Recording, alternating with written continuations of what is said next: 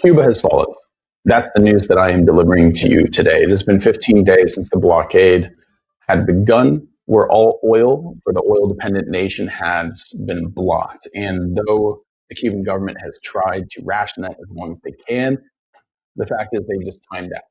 They've ran out of oil. So what we're watching right now is the complete collapse of the Cuban national energy grid.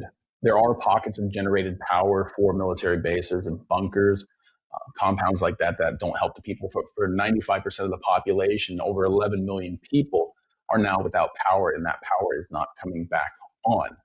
Our focus on this series has really been to highlight what's going on for the Cuban people as themselves, not just the melodrama that's playing between the Cuban government and the American administration. And over the past 15 days, the Cuban people have been living through what is essentially an apocalyptic scenario, but only kind of on the precipice. As of today, it goes full-blown apocalyptic in Cuba. We're no longer tracking blackout hours. We're now going to start tracking the survival metrics, water access, food spoilage, and of course, cholera outbreaks. This, of course, is because with the massive energy grid failing, sewage system sanitation processes have also shut down. So all throughout the country, there is sewage overflowing on the streets. That means that disease is essentially spreading. With no available clean water to 90% of the population right now, that means that the only sources of water that they have, especially without the ability to purify that water or boil it, what you're going to see is massive waves of disease hit over the next couple of weeks. Disease takes time to incubate. It's going to run through the population of 11 million people in a country 90 miles south of Florida. Now, there was an announcement by the Russians 2 days ago that they were going to be sending humanitarian aid in the form of fuel to Cuba, but yesterday, Russian state-flagged tanker Academic Passion declaring its cargo of humanitarian fuel was actually stopped 12 miles outside of Cuba and boarded by U.S. forces. So as far as anyone breaking the blockade, it looks like there is a kinetic stalemate that's happening right now. But what does that tell the Cuban people is that there's no help coming. There's no oil coming. But because yesterday of a massive fire in the most important oil refinery in Havana, even if oil did come in at this point, say a negotiation was made between the Trump administration and the Castro government in Cuba, the fact is there'd be no way to process any kind of oil. So there's nothing that the people of Cuba can do right now. They've been reliant on a failing infrastructure for too long. And now that it's shut down and the only way to process oil for fuel, at least the fuel that people use, there's no way out of this. There's no way out of this. It's funny to hear how he describes the conditions in Cuba right now. I'm Cuban American.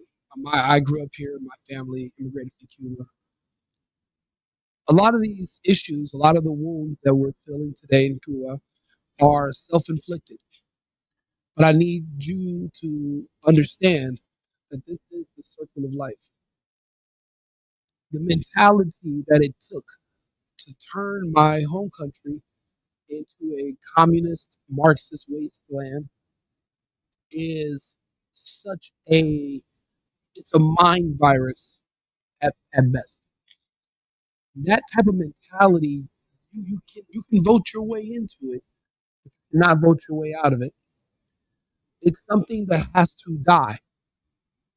But once that mentality dies, once the reinforcing government apparatus dies, once the enforcement put around it where they've dug in and they've accepted this mentality and this way of life in Cuba, this communist bullshit, it all must die. The administration, the people, they must be replaced with fresh new people. People don't understand why we hate communists, why we left Cuba. The reason we hate communists is because communists love the state. They don't want to be humans. They want to be slaves.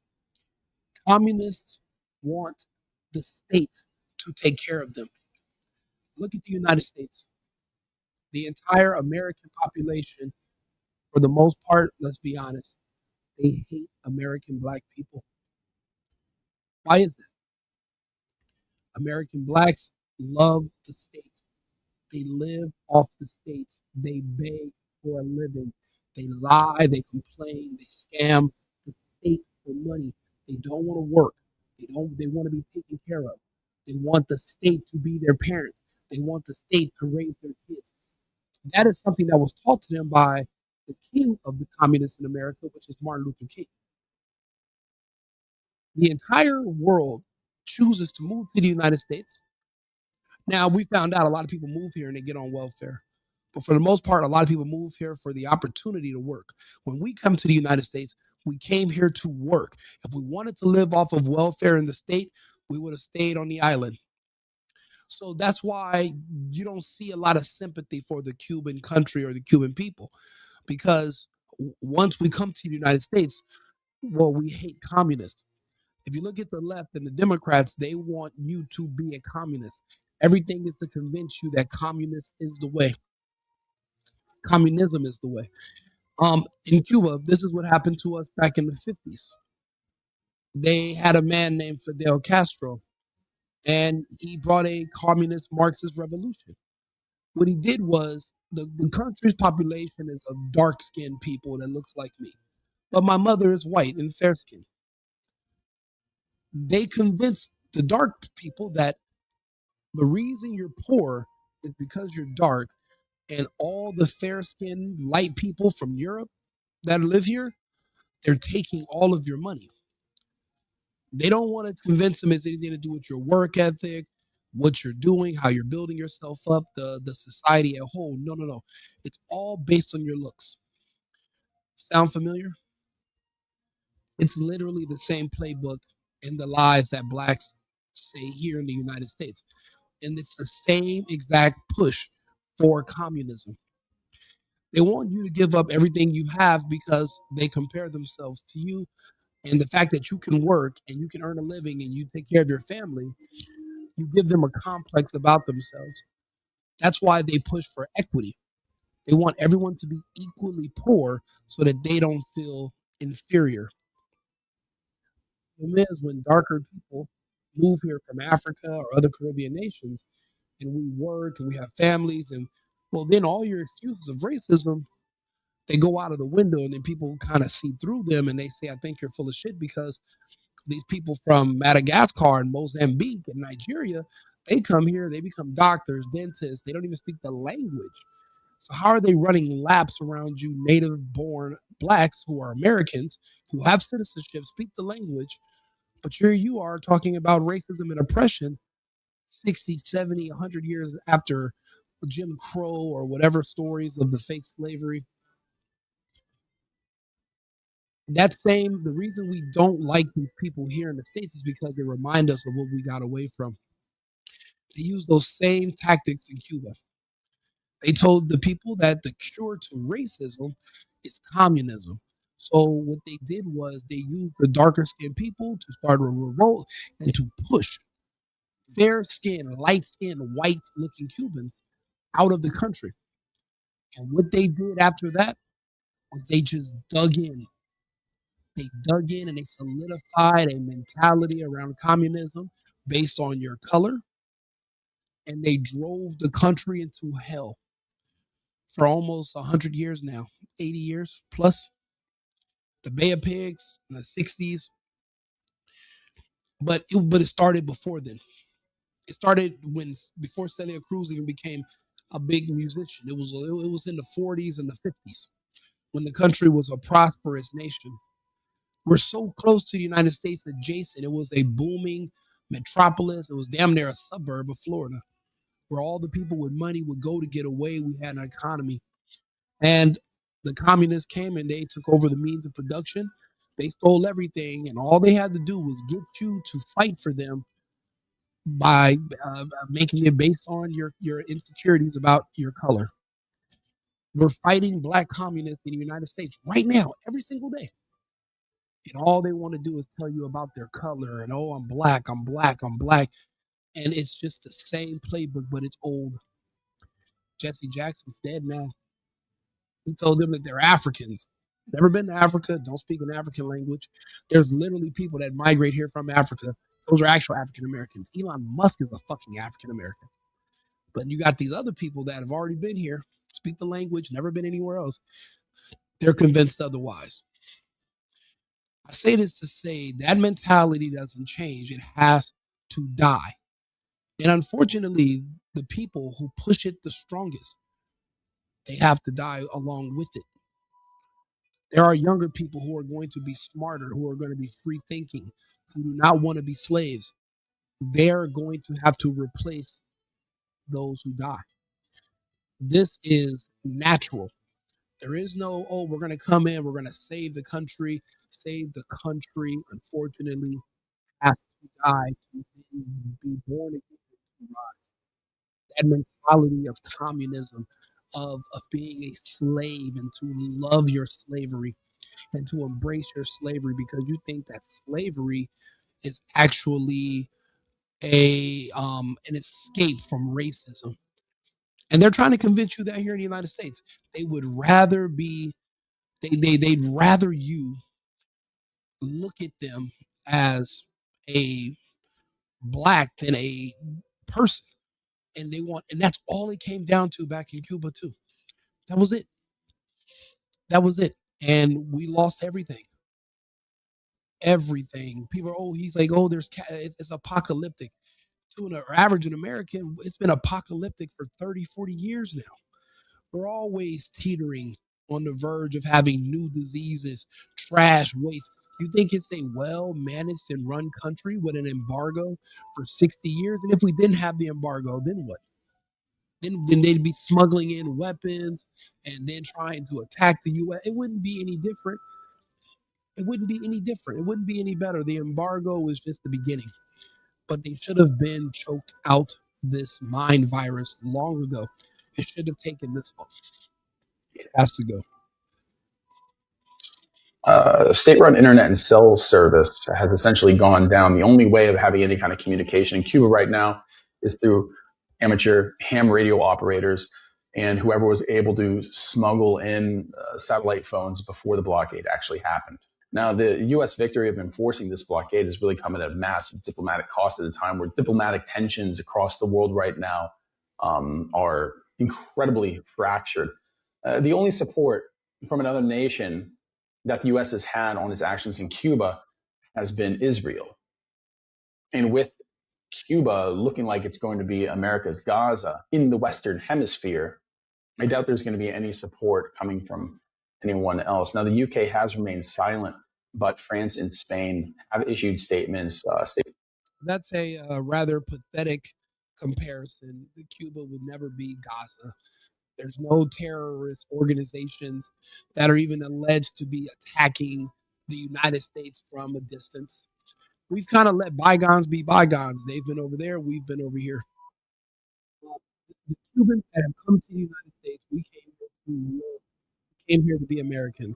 The ones who remained, they embraced communism. The ones who tried to escape wanted to work and provide. The ones who stayed, they want the state to provide for their families. They want to be taken care of. They want to be slaves full time. But the problem is the mentality of slavery, it's unsustainable if there is not a certain level of demanded labor that is there. So unless these people are being put to work in some form of fashion where there's an industry that is benefiting from their labor, you're not going to be able to sustain this whole lifestyle of slavery where the state is the means of production. If you're not producing something, something you have to have a GDP. You cannot have a slave population of dependents on the government where you're depending on tourism. The slaves must work. Famously in the United States, it was cotton.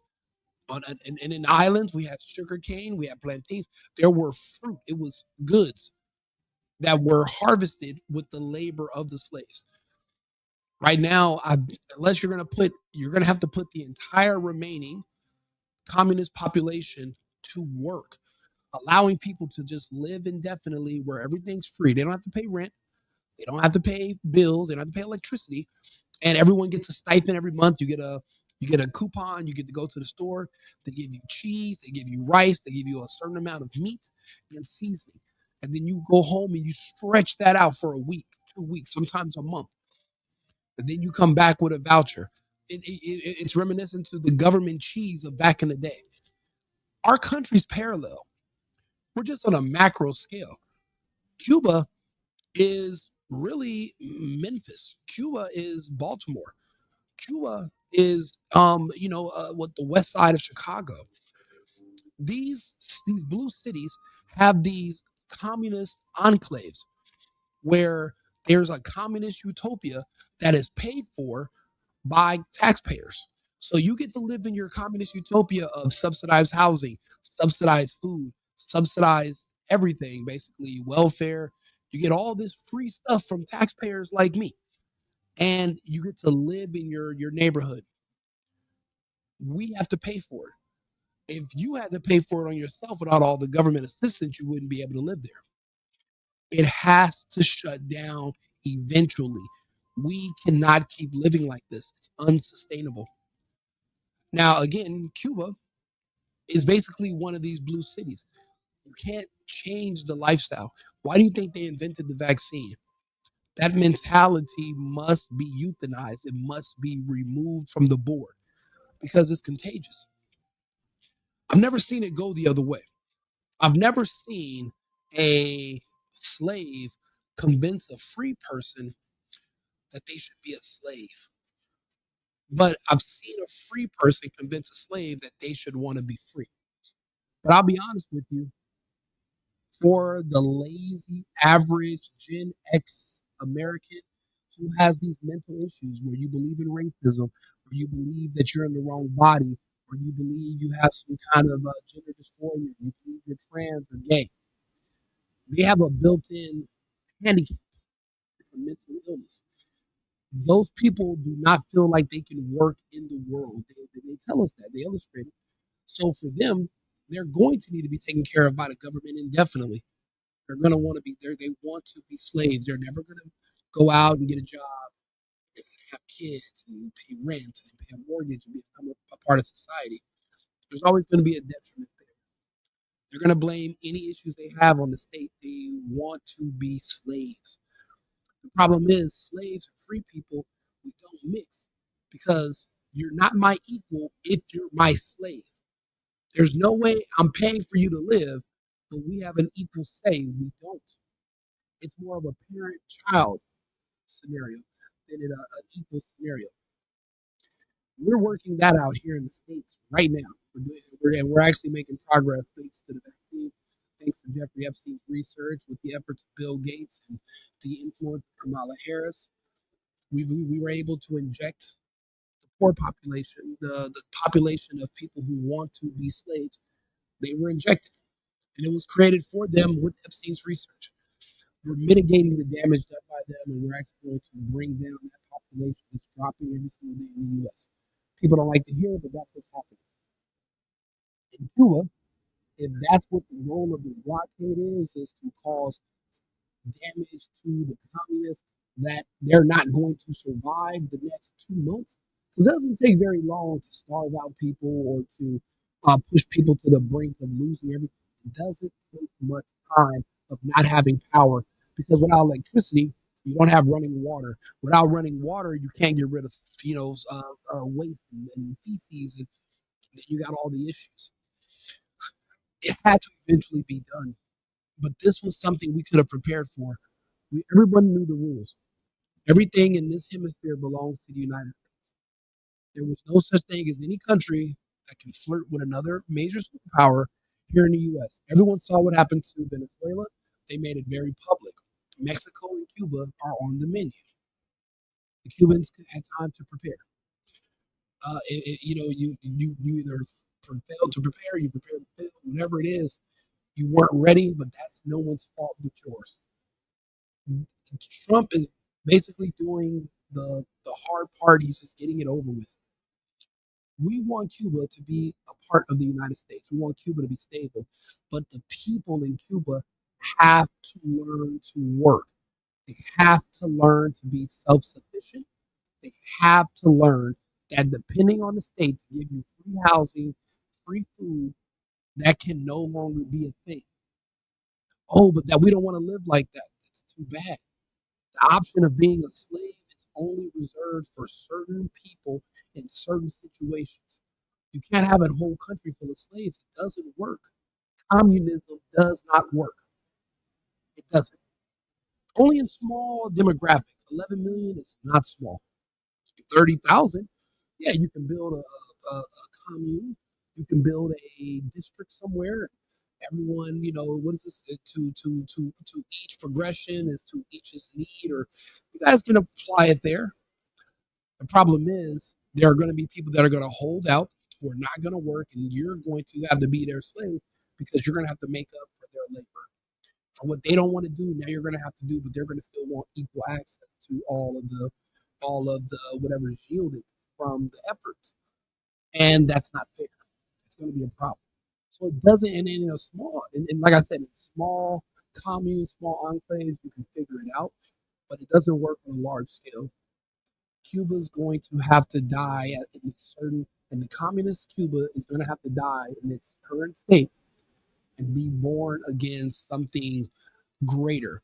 And by greater, I mean something that's free. There's no master anymore. We can have elections. We can choose leaders in Cuba. We can choose people who are going to help us manage. We're going to learn how to budget. We will learn how to pay for expenses, live within our means. We will learn how to build industries. Everyone cannot just live off the government, and you're not allowed to talk to the locals because you can spread capitalism to their mind and then they'll spread it to other people. This whole thing where you don't work and someone else takes care of you is poison. And over here in the US, they're trying to poison you and your kids every day.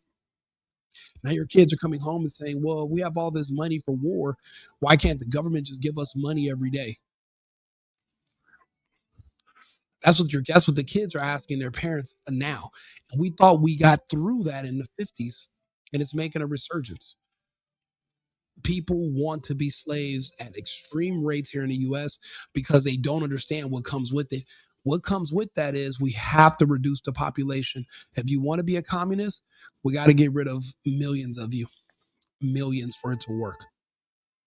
But you can sustain yourselves, learn to be independent, learn how to be free. And then we don't have to do that. And then you can live. But death is the only thing that communism has to offer. Why do you think Kamala Harris and Biden, why do you think at their campaign rallies, all they offered you was abortion? All they offered you was a killer vaccine for a virus that didn't exist. They Death is the only thing they can offer you. Nothing else. Hopefully, we're going to be able to choose freedom after this, and we'll have better new leaders, younger people that are going to step up. But the old ways of using racism as an excuse to be a lazy, those days are over in Cuba, and hopefully they're going to be ending here in the U.S. as well. Being a grave concern, but UN Security Council meeting is calling to condemn the U.S. actions because it's leading to a mass starvation of people. Now, be assured that if that's what this leads to, which it most assuredly will at this point, because even if you bring in food, there's no way to cook it. Even if you bring in oil, there's no way to process it. This would be the largest humanitarian crisis that is now happening here in living history on the Western Hemisphere. And it's caused by the American government, the American military, and the Western alliance is completely fracturing over the morality of this siege. So to summarize this all kind of on day 15, the countdown is officially over. The national energy grid is down. The island of Cuba has gone dark. The escape routes are closed, and the superpowers are in a kinetic standoff at sea. And the problem is, you cannot import Cuban people to a country unless you are going to make them your slaves and you're going to feed them and house them for free forever. In their current mindset right now, You cannot take the average communist Cuban and just repatriate them to another country. It never works. Why do you think we're all just huddled in Cuba, dark and dancing? Because there's nothing else that we can do. You're importing a liability. The only thing you can do for a Cuban that's dark in Cuba right now is bring them to the US, put them on welfare, put them on WIC, put them on Section 8, and let them just live out the rest of their days being cared for by the American tax dollar. We can't do that. We're going to have to stay in Cuba, and it's going to be a sink or swim scenario. If you don't work, you don't eat. That has been the way, that has been the number one mentality of a human since the beginning of time. If you don't work or produce, then you don't eat. And if you don't eat, you starve. As a person who is free, freedom has responsibility. It's up to you to also be able to feed your own kids and feed your own wife and to feed your own self. Not to be a dependent, not to be a slave of the state. That's why I said that mentality and people who think like that will have to die along with Cuba. And then something else can be born again, a new way of life. But those people who refuse to work and they just want to sit around all day, they hustle a little bit, they sell soda, they sell candy, just a little bit enough money to get by. That's not good enough. God did not give you the gift of life for you to just waste it on just withering away and relaxing. We must contribute. We should want more. That's why a lot of us left Cuba because we wanted to be able to determine how much we earn and what we can produce for ourselves. Everyone's not the same. Some people will work harder than others. Some people are willing to work longer. Some people are willing to work smarter. We're not all the same, but you're going to have to do something.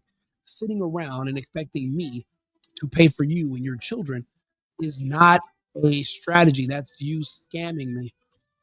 That's why the whole system in Cuba has to go. And the systems here in the US, they're being broken down every day. I've seen some beautiful news. They said we no longer allowed to use EBT to buy candy, soda. You're ripping the communists to shreds because now they're going to have to earn money and work to afford the things they want. Independence is the key to the United States. If we wanted to be socialist like in Europe, you see the Europeans don't produce anything. Why would they? If they do make any money, 90% of it is taxed to cover social programs. What are social programs? Programs that basically take care of others, especially when they're coming from other countries, so that they can just live for free at your expense. That's not enjoyable. Nobody wants to live like that. So that's why, again, the country has to die and then it can be rebuilt into something better. It can be reborn. It will be. And that communist attitude, that communist mentality, you can have it, but you're going to starve to death. You're going to have to learn to work. It's going to take time, but it's possible. And if there's an injection of Cubans that will be able to return back to the island, we'll do the heavy lifting, we'll rebuild, and we'll get our people in order. And you can be mad all you want, but if you're hungry, there's only so much you can do. So you're going to have to figure it out. You're going to have to get over that communist bullshit. This is not a good place for Cuban people to be. And there is essentially nothing going on American mainstream media when it comes to coverage of this. And I think that that's on purpose. It was easy to seal off Cuba. And it's easy to make sure that nothing's coming out of Cuba. And you are seeing videos all throughout Latin America, all throughout Central and South America about what's going on in Cuba. It's just not in America. You're seeing it in Canada, not in America. This is a media blackout that's being done by our mainstream media. The only voices that are talking about what's happening in Cuba to the Cuban people. They don't care about the government. They don't care about whether they're communist, anything like that. I care about people and the fact. And yeah, let's go ahead and correct that, sir. All people are not the same. You cannot care about communists because communists don't care about themselves. That's what we would call a fool's errand. If you are more concerned about certain people than they are about themselves, then you're wasting your time.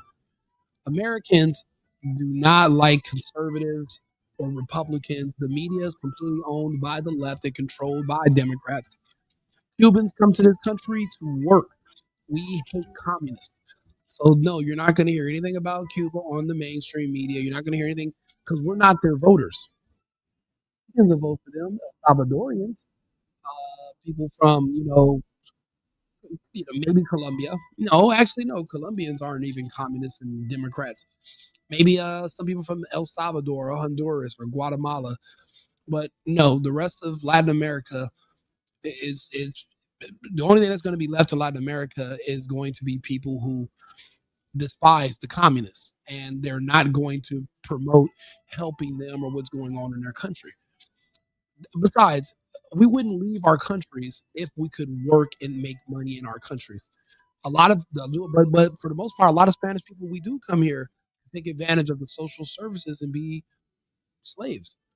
We want to be taken care of by governments, free stuff, free benefits. All we got to do is vote for you illegally. That's fine. That's a good trade. But we're removing those that method of scamming, all that fraud. We're getting rid of it. So people are going to have to stand on their own. So no, you're not going to hear a lot about this from Cuba, about what's going on in Cuba. And he's saying it doesn't matter. It does matter. That's all that matters. If you're a certain type of person, they're going to be trying to bring you over here as fast as possible. And if you're not, they're going to ignore you. You don't see any huge push to bring a bunch of people from, countries that hate communists. You're not going to see them, but not a big push to bring them over here. There isn't. There isn't. They'll push them right back on the boat and tell them, okay, good luck going back. They don't want them here. And I don't blame you. The only people you should want in your country are people who want to work, not people who want to freeload. Again, it got so bad in the United States, they literally euthanized an entire race of people in this country because they're seen as being freeloaders. Maybe not all individuals, but when you're 90 something percent of your population is on welfare and still talking about slavery hundreds of years later, that means they're never going to break that mentality. That mentality has to die, it has to die out. And then new people will be born without it. That's literally what they had to do here. So they're definitely not going to bring in new people with those same mental issues. That's why you see Cuba just basically standing by itself and falling on its own. The fact that we, as Americans, by our silence, are condoning 11 million people being thrown into an apocalyptic scenario where they're deprived of food, of water, of healthcare, where children are becoming casualties, where the elderly are becoming casualties, anyone anyone with chronic illness are becoming casualties, and soon the young and the healthy will also become casualties as disease runs through the population, as the lack of clean water or the absence of water altogether throws the people into absolute shock and a state of. I'll be honest. People are happy in Europe because it's not because of the economy, but it's not because of all the social services. And I'll be honest, I don't think everybody is truly that happy in Europe. The fun part about Europe is that you can get on a train and you're connected to 15, 20, 30 other countries by maglev. You can just be in another country. It's not very expensive. Health, there's a lot of free services there. But the people who are paying for those services, they're not seeing the fruits of their labor. I don't see them being happy. And a lot of Europeans move here to the United States because they're not happy. The people who don't leave are those who are benefiting from basically living as slaves, where they're part-time slaves. They're being subsidized, which is a form of slavery as well. The state is giving you money to live. Statists, yes, they are going to say how happy they are because they're benefiting from people who work in the rock. But those Europeans who are tired, well, they repatriate themselves, come to the United States, and they actively work against communism and communism.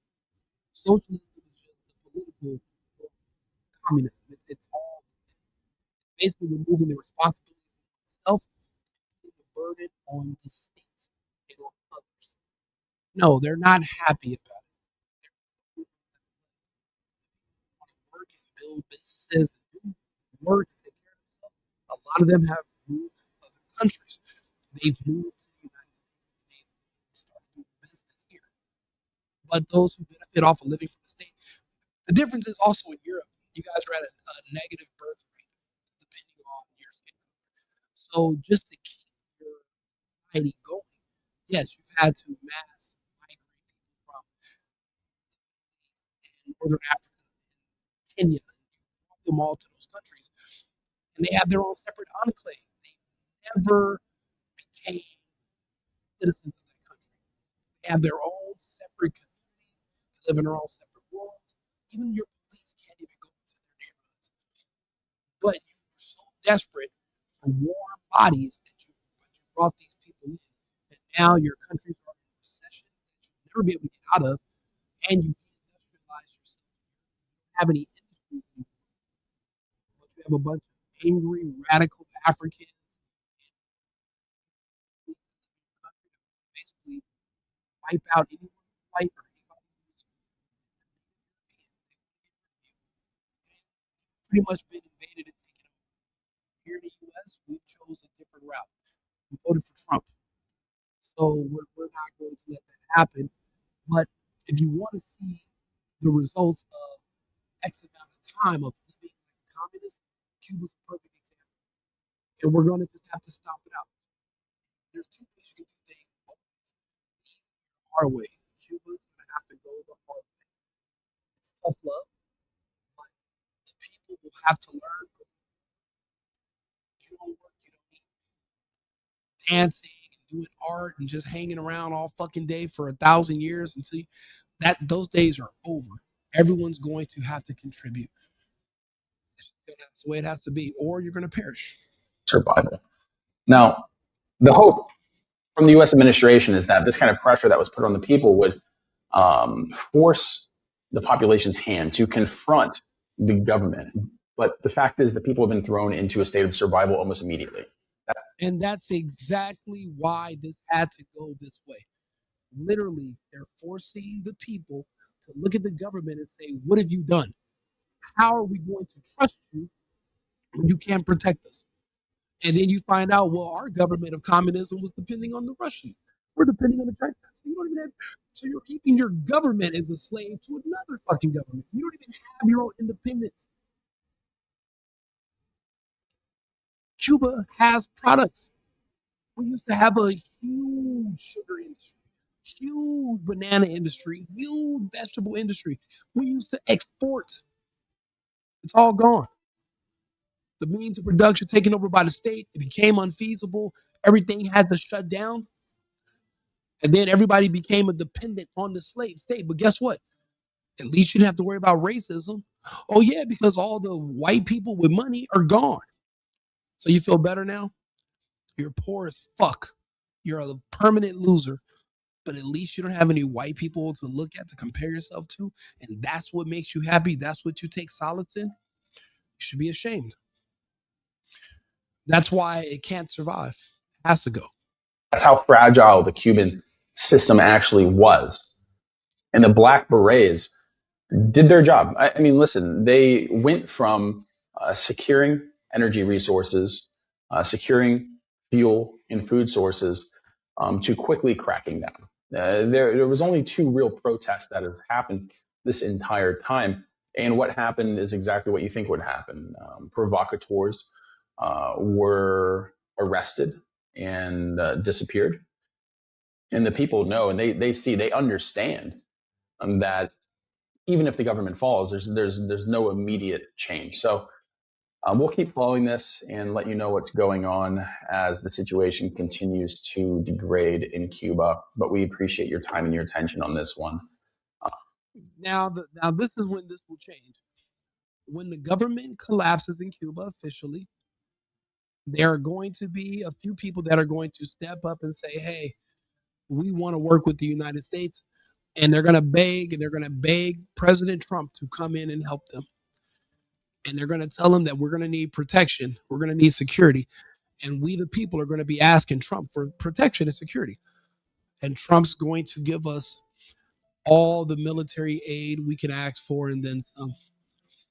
And those who want to be communists, those who want to defend the communists, those who have pretty much dug in generation after generation of communists to protect the Castro regime, the U.S. military will turn them into dust and they will put them in small boxes and send them to their families.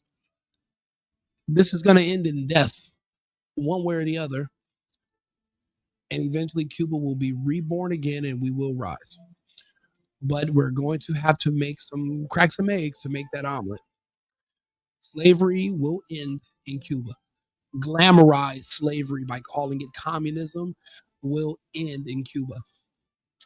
Cuba will be a country that will be a vassal of the United States, will be influenced by the United States, but hopefully we'll have a constitution and we'll have certain things that will protect us from ever falling back under communism. But we're too close to the United States for them to pretend that they can just leave us to ourselves like they did before. If anything, we would be lucky if they turn us into a Puerto Rico. Like and subscribe, share the video. I'll be back on with some more opinions in about 20 minutes. Remember, it's America first and America only. I've been needing to find a new apartment, which has not been easy with credit as bad as mine. Luckily, I found cosigning.com. They connected me with a cosigner who helped me get my dream apartment for me and my dog. I just paid a small fee and was able to move in fast. Get the cosigner you need for the apartment you want. Check out cosigning.com today.